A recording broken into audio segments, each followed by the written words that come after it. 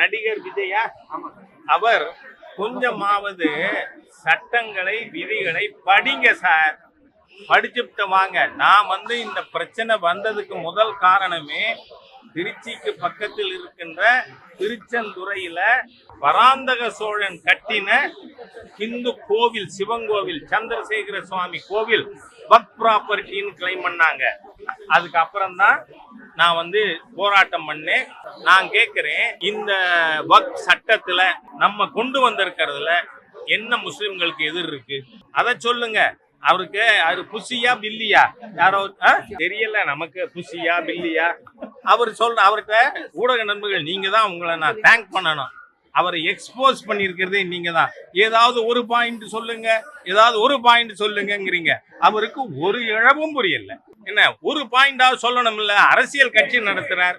ஆனா அரசியல் கட்சி நடத்துறவருக்கு பார்லிமெண்ட்ல நிறைவேற்றப்பட்ட ஒரு சட்டத்தை பத்தி தெரியல. எல்லா இடங்களிலும் தமிழ்நாட்டுல மாத்திரம் 53,834 சொத்துக்கள் இந்துக்களுடைய கோவில்கள், இந்துக்கள் வீடுகள், இந்துக்கள் நிலம் அபகரிக்கப்பட்டு இருக்கிறது வக்ஃப்ல. காரணம் என்ன? ஓரல் வக்ஃப்ங்கறாங்க. how can it be? Aditha Karikalan 1200 வருஷத்துக்கு முன்னாடி பராந்தக சோழன் கட்டின கோவில் வக்ஃப் ப்ராப்பர்ட்டிங்கிறீங்க.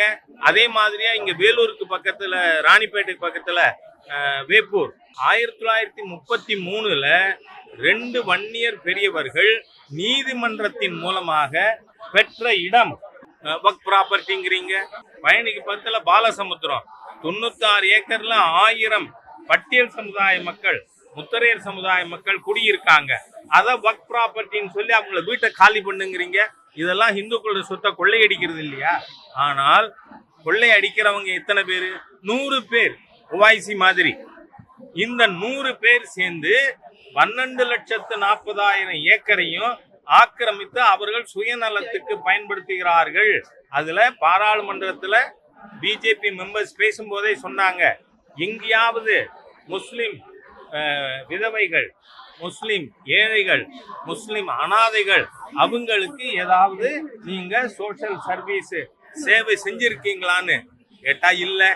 ஆகவே இந்த சட்டத்தை பத்தி தெரியாத அரசியல் தற்குறிகள் தான் இந்த சட்டத்தை எதிர்க்கும். அந்த தற்குறியில என் ஊர் கண்டனூரை சேர்ந்த சிதம்பரமும் இருக்காருங்கிறது தான் ஒரு துரதிருஷ்டமான விஷயம். நன்றி.